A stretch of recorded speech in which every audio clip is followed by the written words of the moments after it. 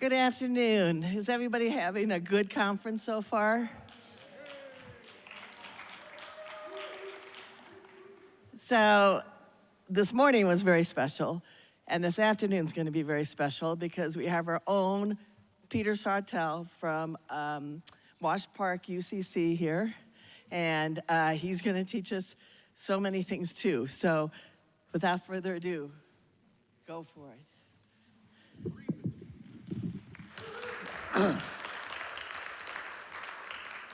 As I was trying unsuccessfully to herd people in from the hallways, I told them that if you make me run late because we have a late start, there's less time for happy hour.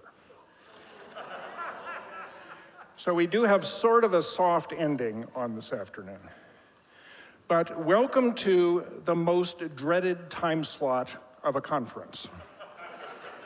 Mid-afternoon of the second day, settling in for a lecture.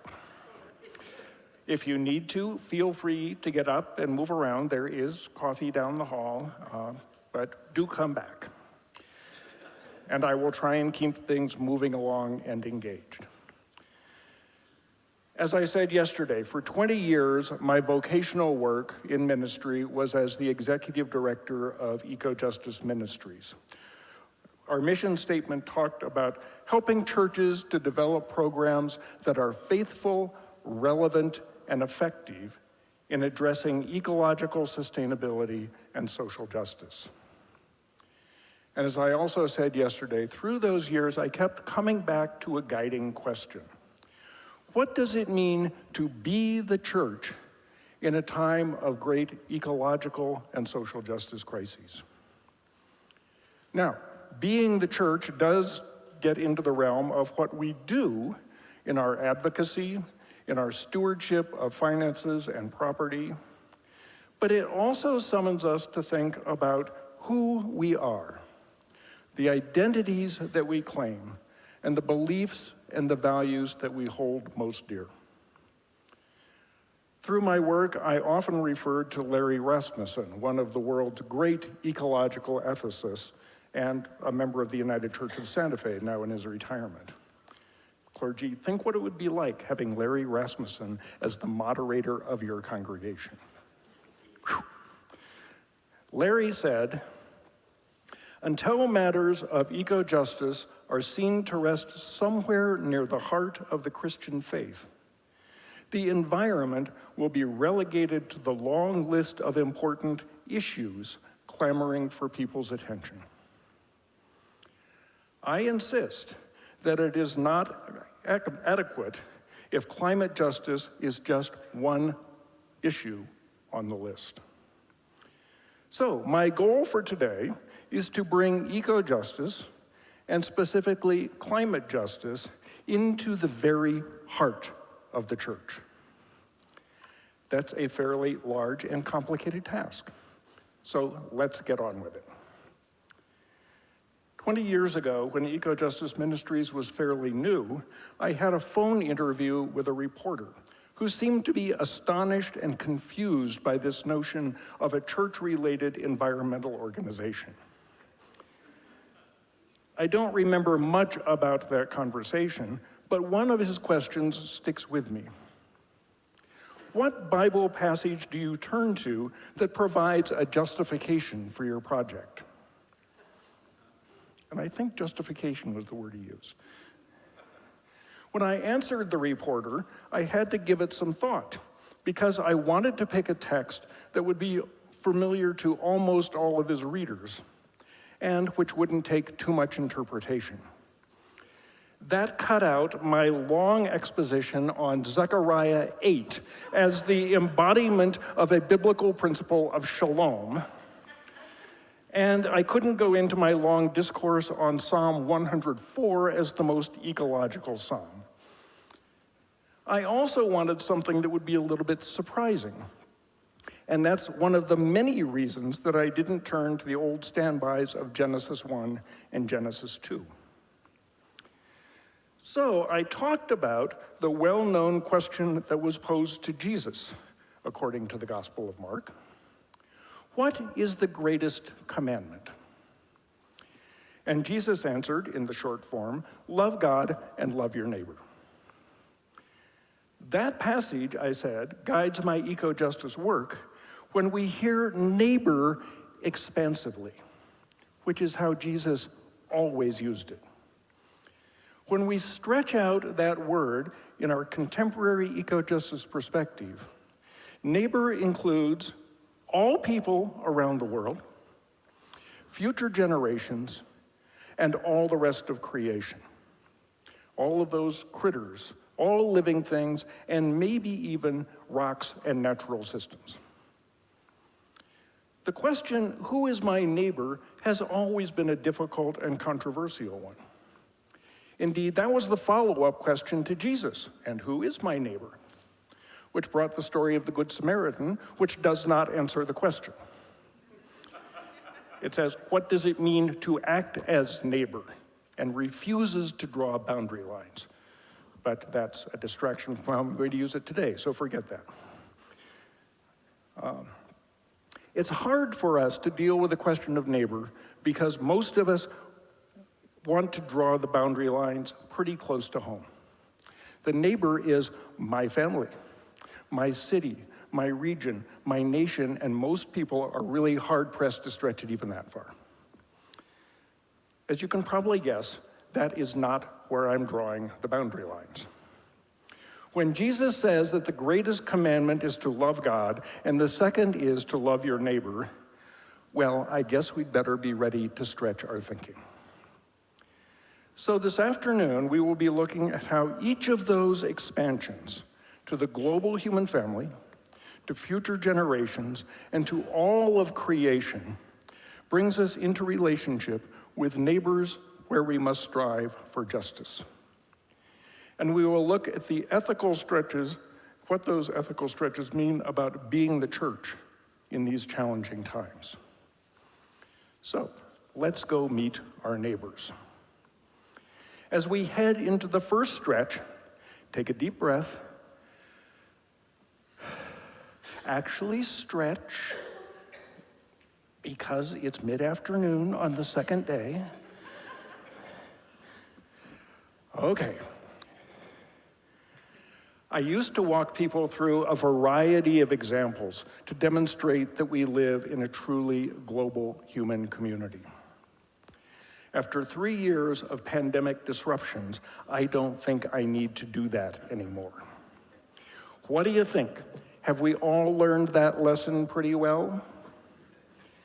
The COVID virus spread around the planet in a matter of weeks because people are back and forth around the globe all the time.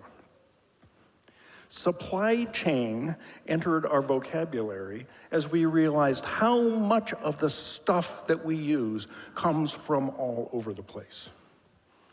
High-tech Japanese or Chinese factories shut down, and US automakers couldn't build their cars because they couldn't get the computer chips. We are connected.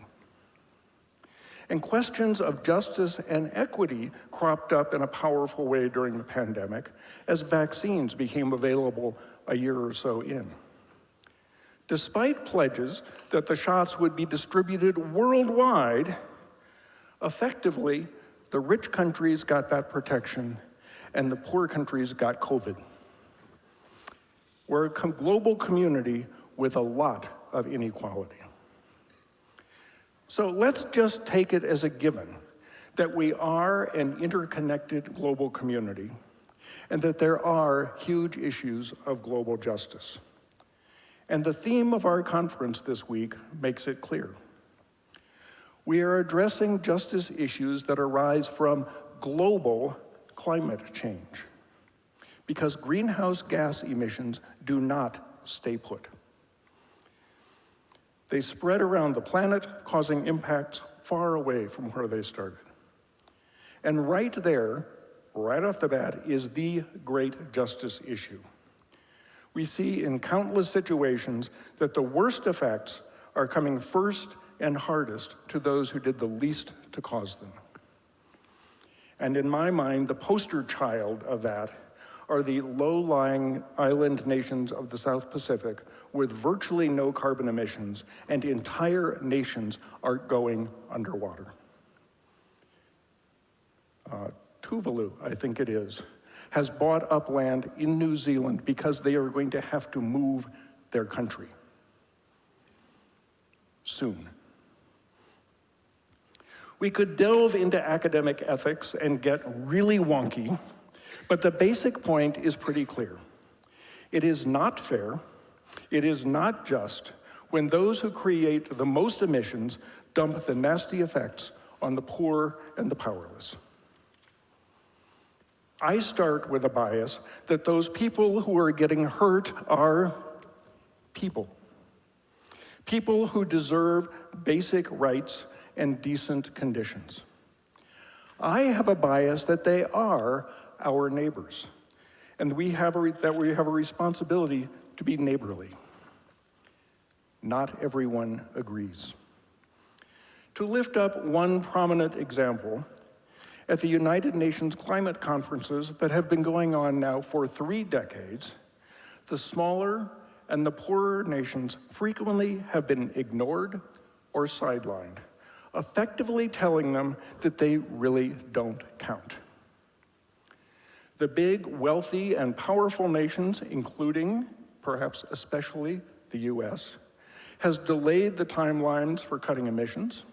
We haven't provided a lot of financial or technical help to those most in need. International politics have been focused on the interests of the wealthy nations and have dismissed the urgent pleas of the poor. Injustice and power imbalance are pervasive in our global community. Neighbor is not the guiding principle for how our international community works, whether for these sovereign nations of the world, for multinational corporations, or honestly, for most of us, most of the time. But I have to admit that neighbor, love your neighbor, is not a terribly specific formula for international ethics. So let's delve into the realm of academic ethics just a little bit. I'm drawing from the book, What Climate Justice Means and Why We Should Care by Elizabeth Cripps, which I will put back out on the table when I'm done. It's an excellent little hard-hitting book on climate ethics. Early in the book, she outlines uncontroversial morality. And skipping very quickly through 2 pages of her writing, she wrote, "Morality is about how we ought to live. There are things you cannot do to other people without denying either their moral status as humans or that you yourself are a moral agent. There are also some things you must do for your fellow humans if you are to recognize them and yourself as such. It is wrong," she says, "to do serious, foreseeable, avoidable harm to another human being. If ever there was a clear-cut moral baseline, this is it. Some put it another way. We mustn't violate human rights. To recognize someone as your fellow human is to recognize their claim, to recognize the claim that their need has on you, even if you didn't cause it. Being able to help is in itself a moral reason for helping. If you can save someone from severe suffering comparatively easily, you should. Collectively, everyone is entitled to some level of human flourishing, the opportunity for a decent life." Her book on climate justice is solid and readable, so take a look, order a copy. Love your neighbor, at a minimum, calls on us, individually, but perhaps especially as nations and multinational institutions, to stick to the basic principles that Elizabeth Cripps lined out. Recognize that those others have moral status as humans. Don't do serious, foreseeable, avoidable harm. If it's fairly easy to provide help, do it.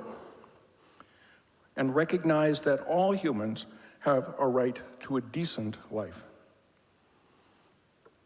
That's still rather abstract. Let's get even more specific with that notion of a decent life. In the fall of 2018, the Intergovernmental Panel on Climate Change put out a special report looking at whether it was even potentially possible to meet the aspirational goal that came out of the Paris Climate Accords, to stick below 1.5 degrees of temperature rise. They had good news. They said, theoretically, that it was possible to meet that limit, but that doing so would take transformational change. I was very surprised by another part, a major conclusion of their report. They stressed that a commitment to global sustainable development, a concern with alleviating poverty and addressing justice, makes it easier to reach the aspirational climate goals. Because you're not trying to make people wealthy and powerful. You're actually dealing with basic human needs. Seeking justice makes it easier. And so they pointed to the UN's Sustainable Development Goals, 17 very specific principles reaching across the spectrum of our life as a global human community. Those goals give us concrete, actionable details for Cripp's notion of a decent life, a sufficient life. Working toward those goals recognizes that all members of the human community have moral status, and that we have a responsibility to implement and institutionalize the transformative changes that are needed to put a lid on global warming. Love your neighbor in a global context says that we cannot continue with business as usual. We cannot hold up the American way of life as a model for the entire world. We cannot even lift up the American way of life as a model for America. Because that vision of overconsumption and unconstrained personal freedom for ourselves simply will not work. In contrast, we can turn to this 17 Sustainable Development Goals for specific guidance. It is possible, the scientists told us 5 years ago, to hold that temperature rise to the relatively safe level of 1.5 degrees, if we do so with attention to equity and justice. But it is a hard task, and it has to happen very fast. So, if we take the scientists' charge seriously, we can open ourselves to the full reality of that global human community as our neighbors. On to the second stretch of neighbor. Take a deep breath. Stretch. I'll take a drink of water.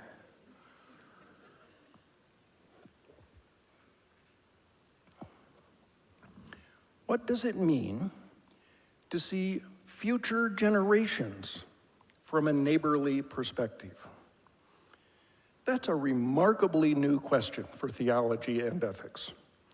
For most of human history, there was an experience and an expectation that there would be pretty strong continuity between past, present, and future. Details change, but the broad patterns of life continue, or at least change very, very slowly. That expectation changed with the first atomic bomb and the ensuing proliferation of nuclear weapons. By the 1960s, there was the very real possibility that a nuclear holocaust could literally destroy the Earth as a habitable planet. Suddenly, human actions could abolish the future.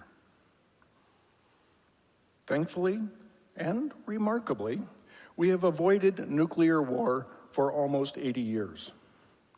We've come close with the Cuban Missile Crisis, as I was growing up, to now Vladimir Putin's recurring and escalating threats.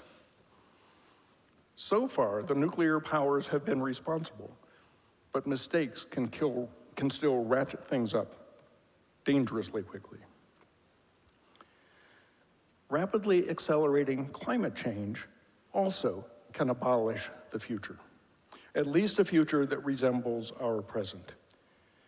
In that way, our topic this week is like a consideration of the possibility of nuclear war.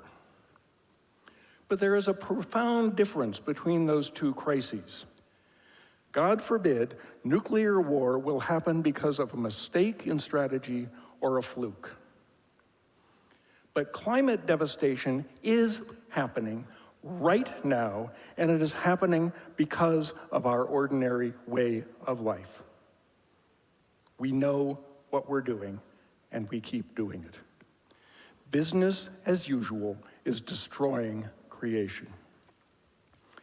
Theologian Daniel McGuire put it succinctly: "For the first time, our power to destroy outstrips Earth's power to restore." For the first time ever. When I first started talking to churches about global warming back in the late 1990s, people often told me that it simply couldn't be true. The world is too big and we're too small. We don't have that kind of power, they would tell me. And they meant it. We're too small, the planet's too big. But it is true. We are causing it. And now pretty much everybody accepts that reality. For the first time, our power to destroy outstrips Earth's power to restore. The future will not look like the past. Large parts of the planet may soon be so hot that basic human communities cannot exist there. Agriculture will falter from too much heat, from unpredictable swings between drought and deluge, and from the loss of pollinators. Famine could become massively widespread. Climate refugees will seek to flee to places where they can hope to survive, and unimaginable conflict will arise as nations try to control their borders, their cultures, and their resources. If you think we've got conflict on the border right now, wait until there are tens of millions of desperate people on the move all around the world. Or I think, as Jim suggested this morning, billions of people on the move. Reasonable futurists say that unconstrained climate change likely will lead to the collapse of human civilization. Even if we get our act together and hold the temperature to less than 2 degrees, polar ice caps and the Greenland ice sheet will melt, causing dramatic sea level rises, and will flood cities and cropland, and water tables, by the way. Ecosystems will be destabilized, and perhaps half of all species on Earth will be extinct by the end of this century. The future will not be familiar. The future will not be pleasant. Young people who are alive right now will have to live into that profoundly changed future. There is a question that I've heard often in church conversations about climate change. What kind of world do we want to leave for our children and grandchildren? It's a common question and a well-meaning one, and it is also the wrong question. It needs to be switched around. What kind of world do our children and grandchildren have a right to demand from us? The first question is about our being charitable. What do I want to leave? It's exactly like a person with some wealth working on their estate planning. How much do I want to be able to live it up in my retirement years, and how much do I want to leave for the kids? It's quite possible for that rich person, it is quite possible for us to decide that we don't want to leave anything for the kids. Because the question is framed in terms of what we want to do with what is ours. The flipped around question is not about our generosity. It is about justice. As members of the human family, our future neighbors have a right to a decent world. Maybe not a perfect world, but a sufficient one, a decent one. We are not headed in that direction. A powerful effort to turn the question around in a public way comes, as Jim mentioned briefly this morning, from 21 youth across the United States. In the fall of 2015, those 21 youth, with some institutional supporters, filed a constitutional lawsuit against the United States government. The case is known as Juliana versus United States, named after one of the youth. Their complaint asserts that there has been a violation of the youngest generation's constitutional rights to life, liberty, and property. More than 7 years after filing that lawsuit, the 21 youth are still waiting for their case to go to trial.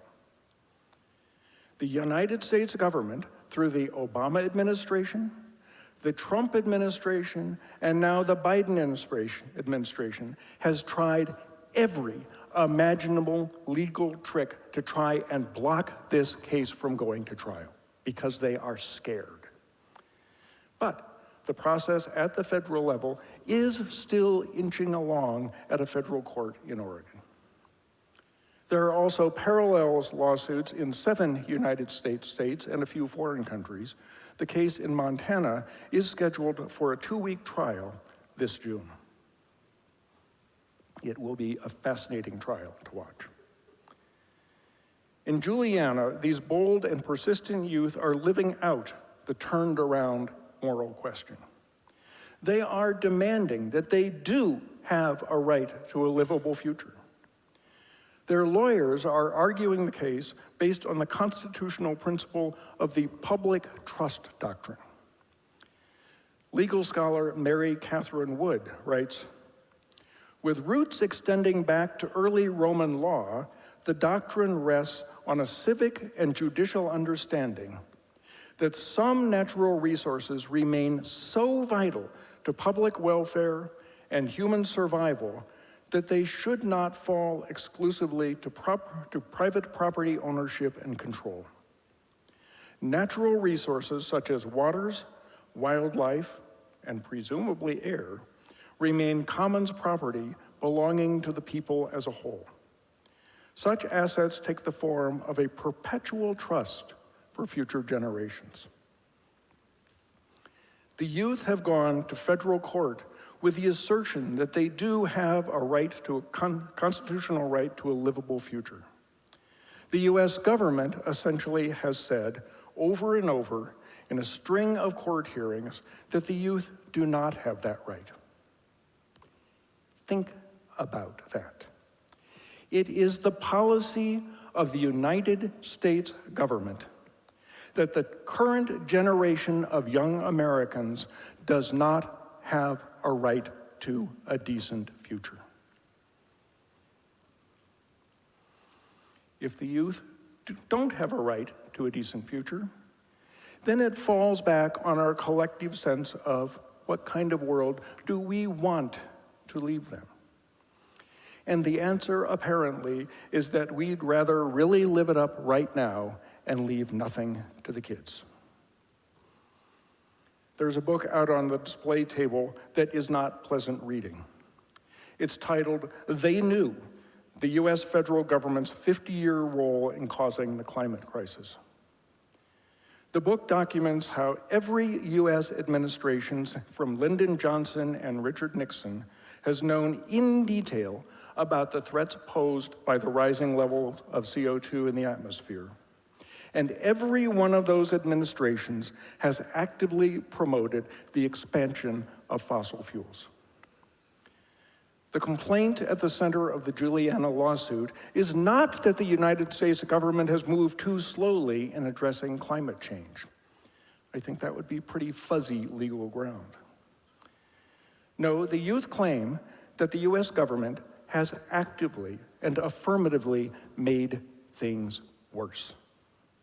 Across more than 50 years, knowing the clear and compelling evidence about the frightening dangers of climate change for the near future, administration after administration has issued leases for coal mining and oil drilling, has given massive tax breaks to the fossil fuel industries, has waived environmental laws so that energy projects could advance, and has fought wars to keep the oil flowing and cheap.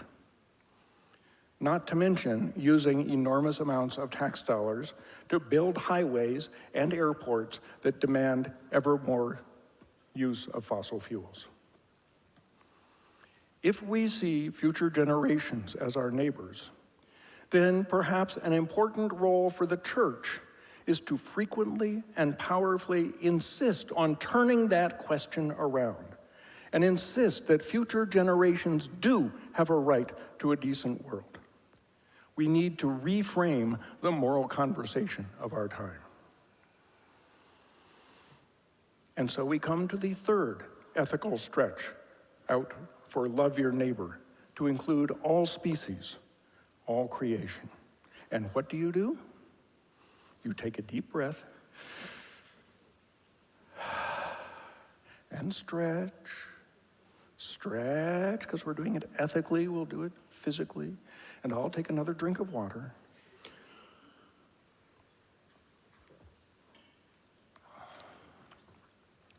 Stretching out to all of creation. For many people, this is the hardest stretch to understand. And there's a reason for that.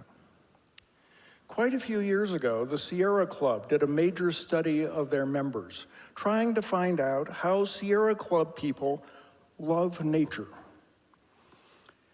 The findings have been really, really helpful to me in understanding that ethical stretch into the natural world.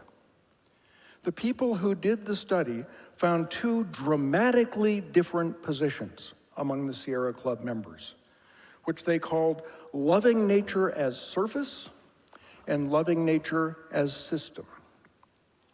Those who love nature as surface see nature as a thing. Probably a very pretty thing, but it's something out there. And we get to go see it. Maybe if we're lucky, we get to go hiking or skiing in it. Or we can go to the beach and see how beautiful nature is. And some people love nature so much that they go and build a second home in the mountains or at the beach and drive back and forth frequently because it is so pretty. Those who love nature as system see nature as a complex web of life that nurtures and sustains us. They appreciate the value of mountain forests as the headwaters of functioning watersheds. They see the value of wetlands for migratory wildlife. They will often choose not to go to the mountains because they know that their travel and their presence in fragile areas is damaging to the entire web of life. That's how the researchers described it, but I've come to see that there are two other implications for the nature as surface approach. Those who see the world that way tend to see nature as a collection of resources, as things to be used or exploited. They look at trees and rivers and fish and minerals, and sometimes look at other people as stuff to be used. And Leanne had that marvelous quote yesterday about the timber baron who looked at a tree and saw a pile of money sitting on a stump. That's nature as surface. And in a different way, some people who are deeply committed to environmental action also have a nature as surface view. They look at their environment, which they often describe as the places where we live and work, play and pray, and they look at it as a place, a thing. And when that place gets polluted, there are deep concerns about human health issues in that place, and the justice issues if the pollution is improportional. The surface view sees a conflict between clean and dirty places. The system view sees a tension between healthy and damaged systems. There are different ways at looking at how we want the world to work. Clearly, I am in the nature as system camp. You're not surprised, are you? Stretching the notion of neighbor into the other than human realm demands that we all come to an ecological point of view. That's a challenging idea for some people, and I'm going to push it even farther. I'm going to say that all of our language and all of our theology that sets up two great big separate realms, the human and the natural, gets it wrong. We are all part of one Earth community. Larry Rasmussen, once again, has a profound and difficult comment. He wrote that nature is a community is the scientific discovery of the 20th century. That Earth, human community included, is also a community has not yet registered with us. At least how to sustain it as a community has not. Through the last couple of years of my work with Eco-Justice Ministries, I had a 5-word message that I repeated on every possible occasion. The world is inherently relational. That is a theological statement about the nature of the universe and about the character of God's creation. We live in an inherently relational universe.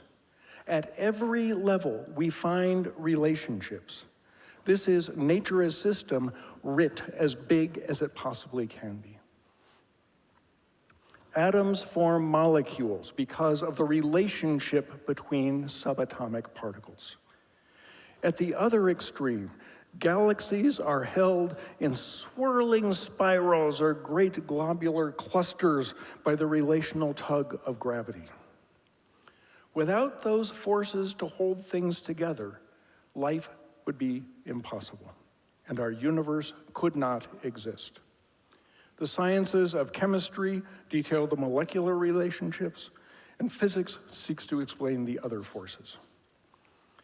We are finally realizing the delicate balance of climate on our planet is shaped by the relationship between sunlight and water vapor, clouds and greenhouse gases, snow and land and ocean currents.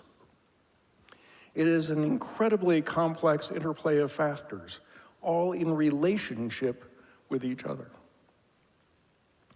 Those are not simple linear relationships, so we get feedback loops. Warming temperatures in the Arctic melt the sea ice, exposing more water. The water is darker than the ice, so it absorbs more heat from the sun. The warmer water melts more ice, which absorbs more sun, and on it goes, with tipping points. The relatively new scientific field of ecology looks at the relationships that flow through the entire realm of life. We simply cannot understand what's going on with a single species unless we see how it exists in relationship with other creatures and its environment. The actions of predators clearly impact the life chances of their prey. The health of ecosystems influence all the diverse kinds of animals and plants within that life zone. It is inherently relational. An amazing and vivid example of complex ecological relationships comes from Yellowstone National Park. Let's take a 5-minute break to watch a video clip describing the complex and recent scientific discoveries there. The details will not be on the test, so watch with wonder and soak up the big picture. In the early 90s, there was only one beaver colony in Yellowstone National Park, and today there's more than 9. And it's all down to the return of one surprising species, the grey wolf. These wolves gave rise to one of the most exciting ecological discoveries of the last century, the existence of the trophic cascade. Wolves were hunted to extinction in Yellowstone during the 1920s, leading to a trophic collapse. It's a process which begins at the very top of the food web with the apex predators, and the effects cascade right down to the bottom of the ecosystem. With no wolves, the numbers of elk in the park exploded. Bears and puma still hunted the elk, but wolves were the main controller of elk numbers. So what happened next? Firstly, the growing numbers of elk decimated the park's vegetation. And because there were no wolves, they were safe to stay in one place and overbrowse the surrounding area. Slowly but surely, the tree cover in Yellowstone disappeared.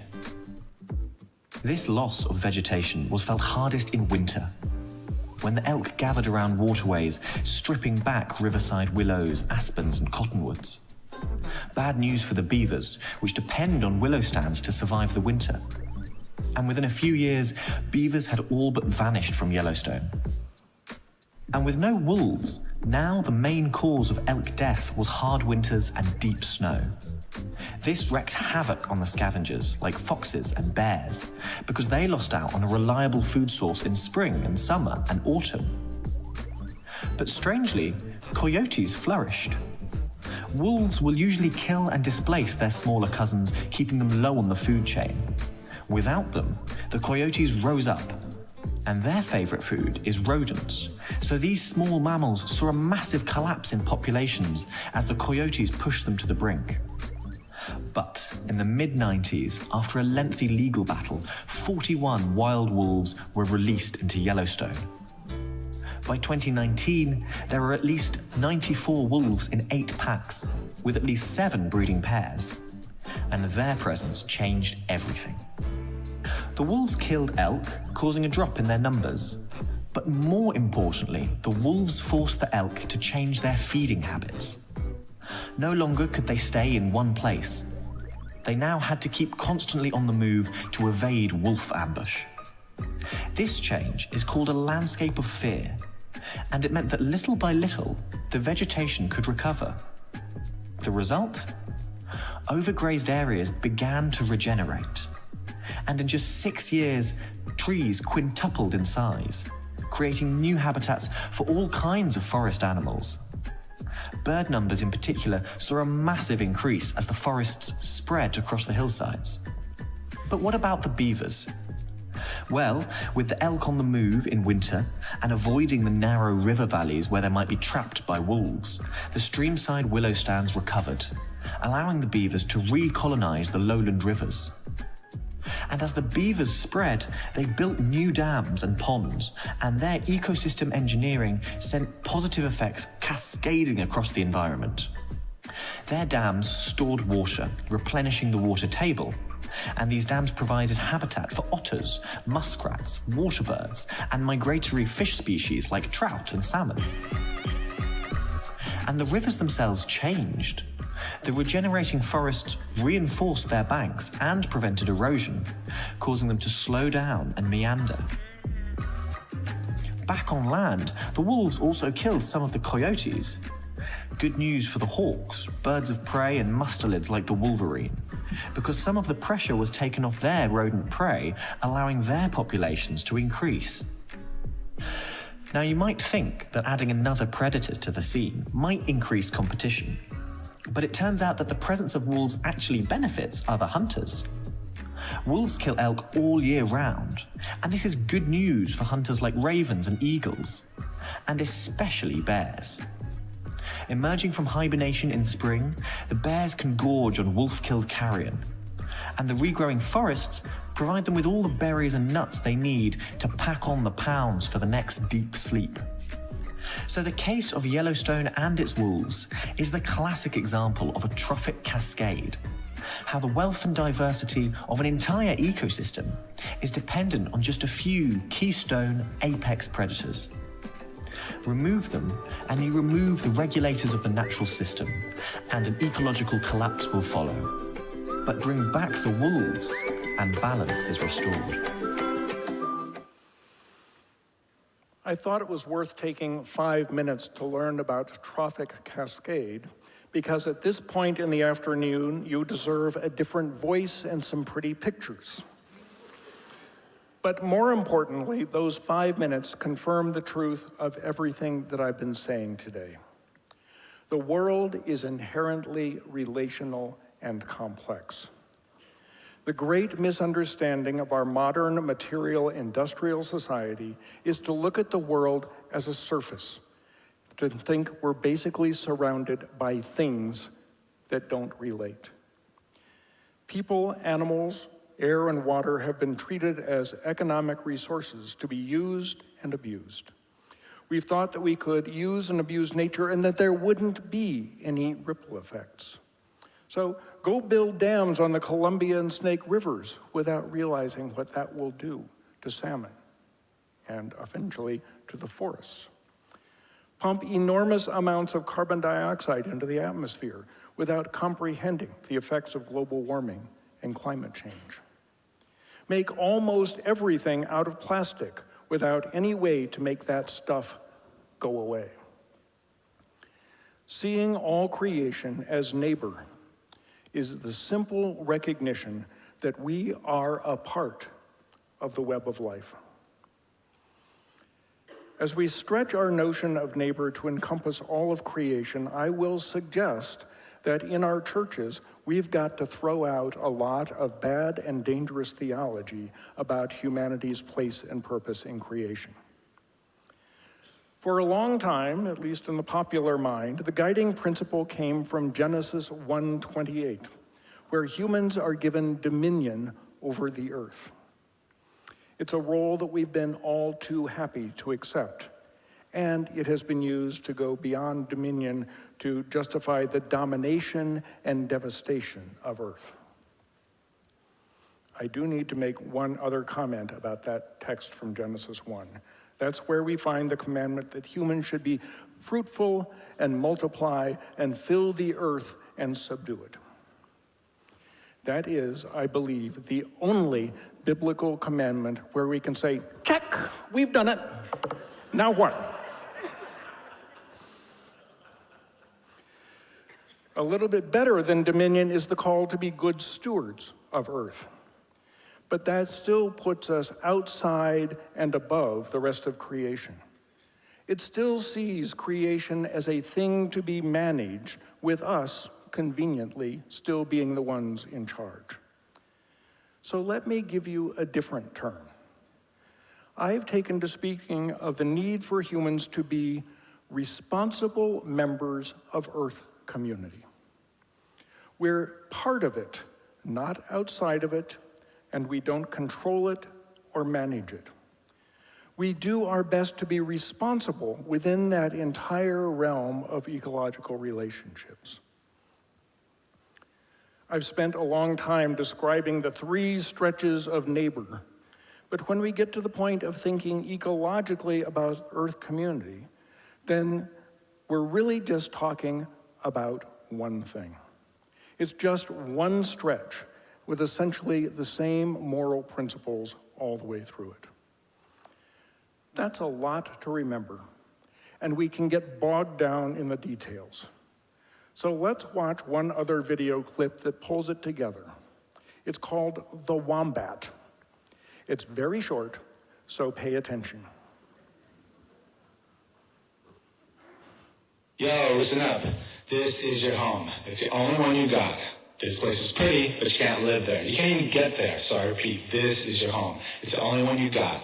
Cherish it, protect it. It's the only one you're gonna get. These guys, they're your neighbors. They ain't going away. They ain't leaving. You have to get along with them. So you have to learn to share. You have to get along. You have to learn to get along. Because they are your neighbors. They're not going away. Okay, all this stuff, the animals, the waters, the sky, the ground, the bugs, the fish, the tacos, the people, they're all connected. Everything is connected. They all depend on one another. If you ignore that, you're doomed. Repeat, doomed, okay? So listen up. It's all one. Not two worlds, not three, one. Just one. So get it in gear. Remember, all is one, okay? Hit it.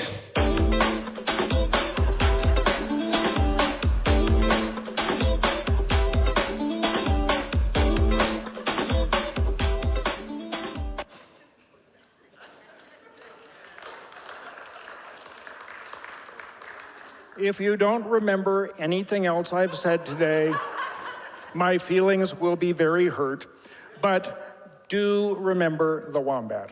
It's a brilliant piece of communication, even if the technical quality is fairly poor. The video lasts 1 minute. It includes 168 words, none of them over 3 syllables long, and all of them understandable by a 6-year-old.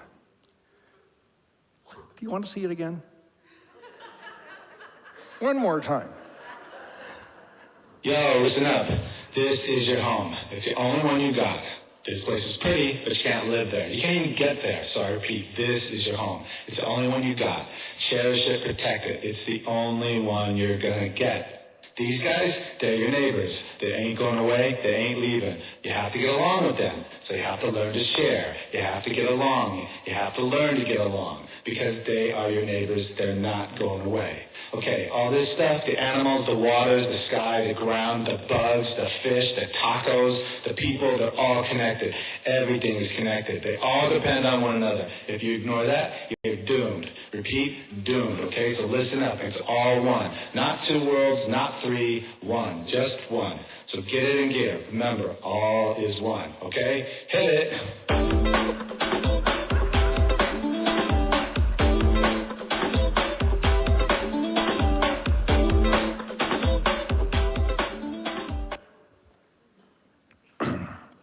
We're almost done. Scratch.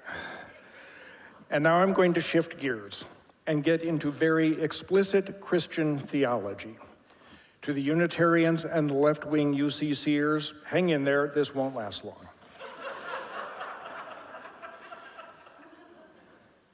The world is inherently relational.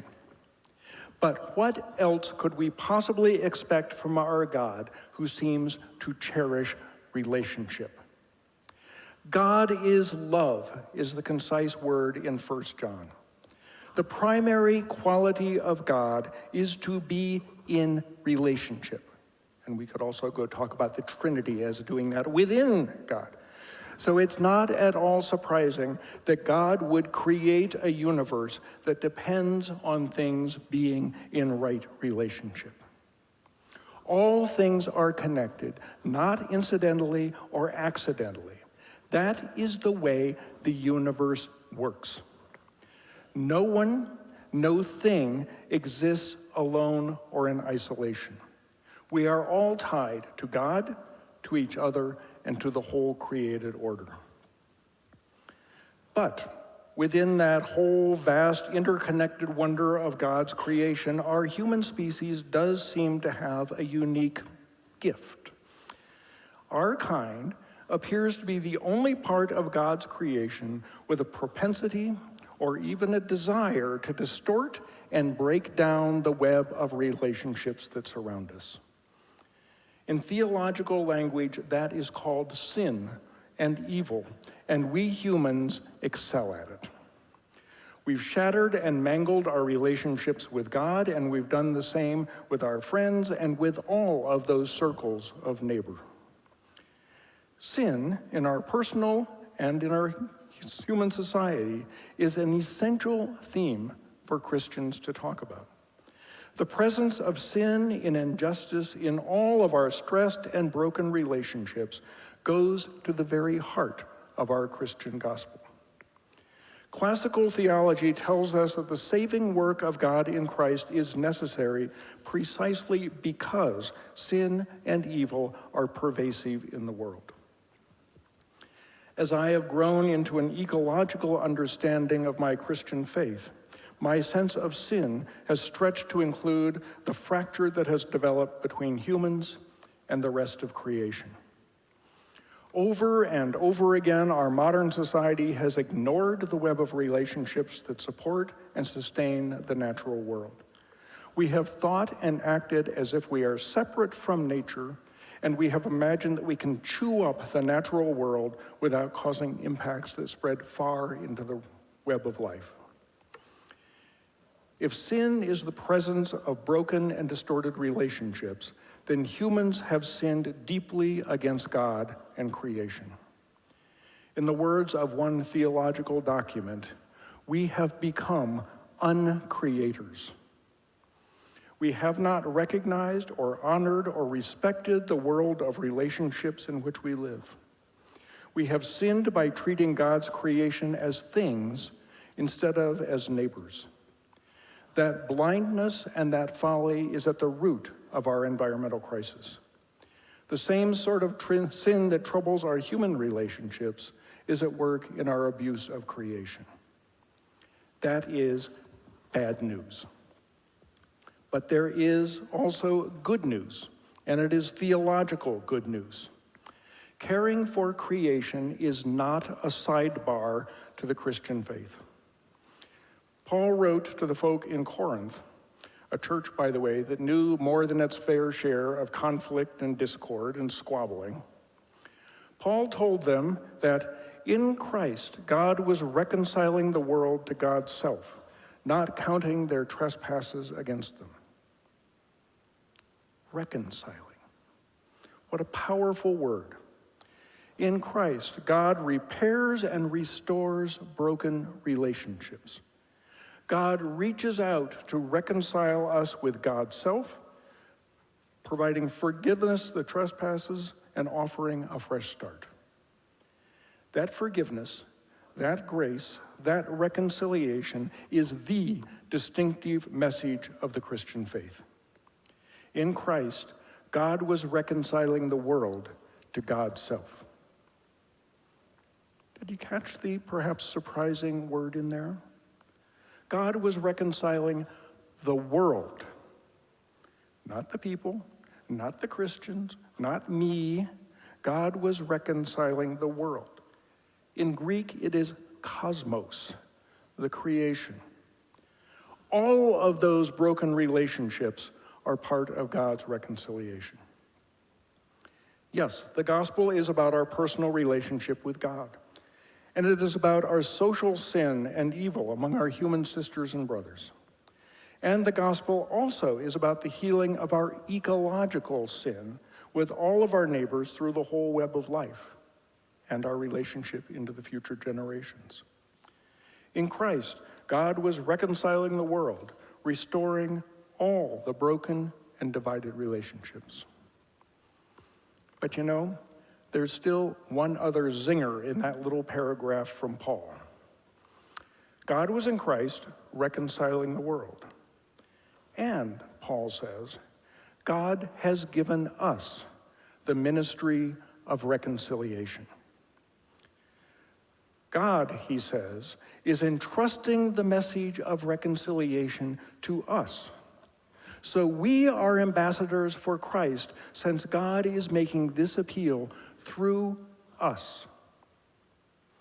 It is not enough for us to receive the gift of reconciliation for ourselves. We are to be agents of reconciliation, ambassadors for Christ. We are to be doing the work of healing and restoring broken relationships, reaching out into all the world, into all the creation, embodying and expressing and proclaiming that good news of reconciliation. We who are new creations through the gift of reconciliation are given the ministry of taking that out into the entire world. We are to be about the godly work of healing and restoring broken relationships wherever they are found.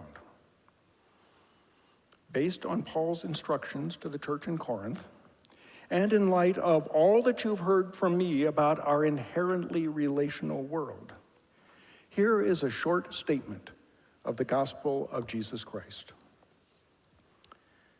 In Christ, God was reconciling the whole earth community to God's self.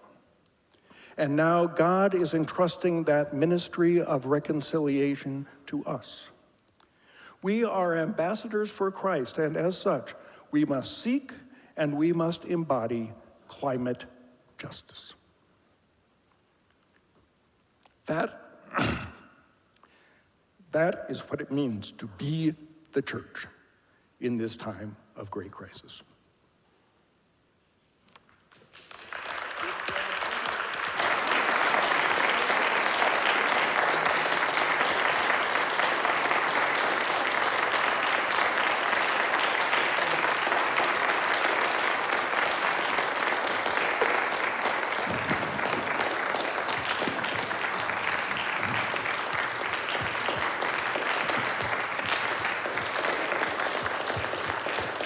And as I said earlier, if we start late because you come in late, you don't get to happy hour at the scheduled time. We're going to take some time for questions and comments. And I would invite those of you who have not spoken up in the large group before to claim a chance at it. Who has something to ask or say? Oh, I shouldn't have mentioned happy hour, should I?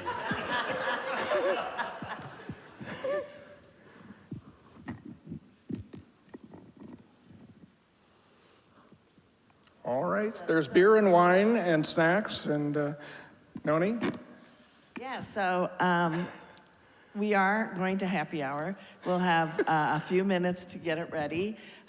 So there is time for a few questions, but There we go. you got a question? Well, let's go. Oh, that's all right. That's okay.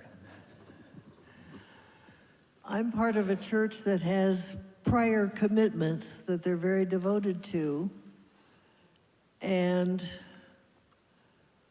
an emerging climate action commitment as well. Some people are more inclined towards climate only, and some of us are hoping to make major commitments to the justice for all people and the climate agenda. And I thought maybe you might have some thoughts about how we could make that work. Of course I Briefly. have thoughts. Oh, now you're throwing out the tough conditions on me. Of course I have thoughts on that, which I just forgot. One of them is what Jim did in our clergy dinner last night, as we were hearing about the tensions between, well, you have Boulder's looking at rent control issues, and Together Colorado is saying that's something our churches should take on, and the Together Colorado Climate Group is saying we should do climate things, and how do we balance that? And churches are feeling more comfortable with one than the other. And Jim, with candor, pointed out that if the planet becomes uninhabitable, rent control is not going to be a very important issue. We have to set some priorities. We cannot take on every issue under the sun. And we have to decide if climate and the related directly connected justice issues are the center of what we will do, or if we are going to spread ourselves thin and get into a web of potentially conflicting commitments and end up not doing anything. The Creation Justice League ad hoc group in the conference did a survey of, 16 churches last summer, tried to reach all the churches, managed to get to 16 of them. And one of the things that we heard back from the green team sort of groups in many of the churches is that those groups struggle to find the right priority. They struggle to find a priority that their own team can work on. Do we work at a recycling program, or do we do climate justice, or do we do endangered species, and different people have different passions, and the group sort of falls apart because they can't say, this is where we are going to focus. You folks turned up this week for a conference on climate justice, and so I would say, maybe that's where we need to put the focus. Pete Terpenning in the back.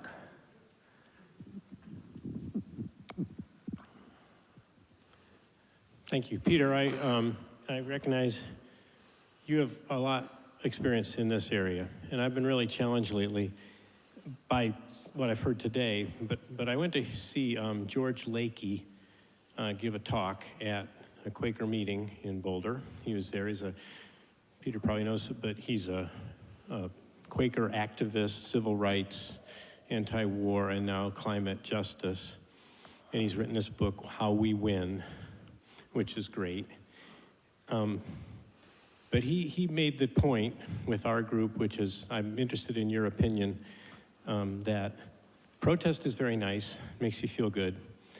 Getting involved with legislation is worthwhile and sometimes works. But the only thing that has really changed the landscape in American culture and politics and so forth is direct nonviolent campaigns, direct nonviolent action. And he advocated that if we really want to be doing something, we need to be formulating nonviolent campaigns. So I've been really challenged with that, trying to think our Green Faith group in Boulder, what we're going to do. We're talking about divestments. So he did this just late. His latest action was that his Quaker meeting started meeting in a bank in Philadelphia, near Philadelphia, where he lives, and they had their meeting in the bank until the bank finally decided to, sitting in their lobby, disrupting everything, but quietly, peacefully. They're Quakers. They're Quakers. Until the bank finally agreed to talk to them about divesting that local little bank. Anyway, you got any thoughts on, any help for me on that one thing? I'm thinking that our little group needs to start looking at this a little differently. We probably do need to stop being polite. There's a saying in politics that things will change when it becomes more painful for the status quo to hold on to where they are than to go where you want them to go. We have not made it very painful for the people we are trying to change. So there are different ways of doing that. Some of it could be financial pressure, some of it can be civil disobedience, some of it could be moral discomfort. But I think you're right, civil disobedience has a long and honored history in this country and around the world. And it is a strategy that some of us, especially Jim, has practiced well, a healthy arrest record.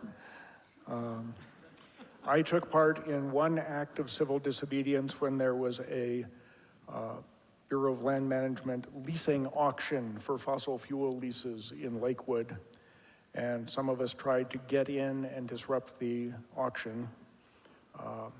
We were not successful in doing that. Unlike what often happens at the White House, there were threats of felony convictions if we were arrested in that protest, not be in jail overnight, but be in jail for 5 years, which made me nervous. We were effective in one way with the protest because we were so disruptive with those of us who were risking arrest and a whole batch of other people with signs and chants and whatnot, that number one, the hotel said they could never come back. And the Bureau of Land Management said, this is going to happen over and over again, so they have moved all of their oil and gas leases to an online auction that cannot be disrupted. So, we were effective in being heard. We were not effective in accomplishing our goal. But thank you. Yes, we need to push hard. Deborah. I was really quite taken with the presentation, and it seems to me as if our battle is twofold. We're talking about politics, and we're talking about corporate America, and we're talking about actually three fronts. We're talking about what people are willing to give up because we like our conveniences. And I see that the church is going to have to lead us in terms of what it is that we're trying to save. And this is truly important because once you eliminate a species, you've changed the dynamics across the board. And so I think that because churches are at risk today, it's kind of hard for people in the church to do what's necessary to follow their mandate. And the mandate has nothing to do with violence, but has everything to do with the way that we live and the faith that we have, and to allow that faith to take us to the next step. So that's all I have to say. Yeah, thank you. It's interesting to me, Deborah, that you say churches are not willing to take those risks because we are so fearful about our survival, basically. And yet I would say that one reason the Christian church is in decline right now is because we are not saying or doing much of anything that is really relevant. We have one more, Peter. And so, people look at what comes out of Christian churches and they see enormous amounts of dispute about things that should be common sense, and absolute silence about the things that are most important. And why on earth would they want to come and join a church and use up their time and energy in a place that they see as being meaningless?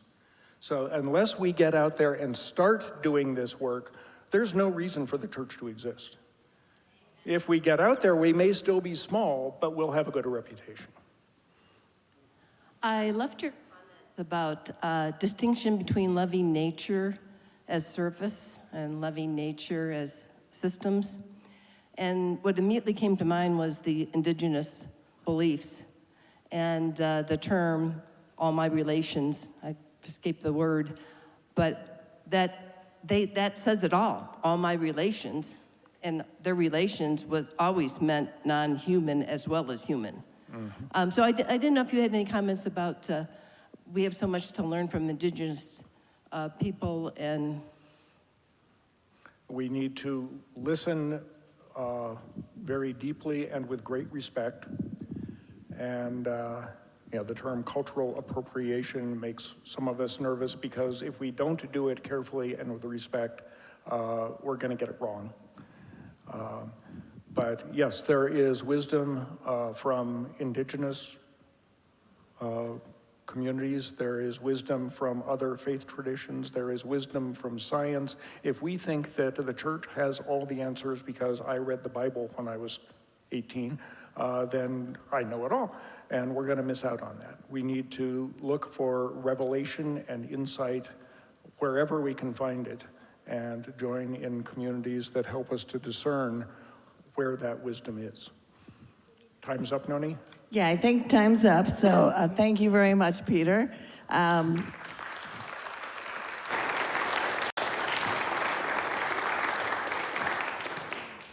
you can join us in Plymouth Hall, and then dinner will follow. And then you can come back and Jim and I will talk at you some more.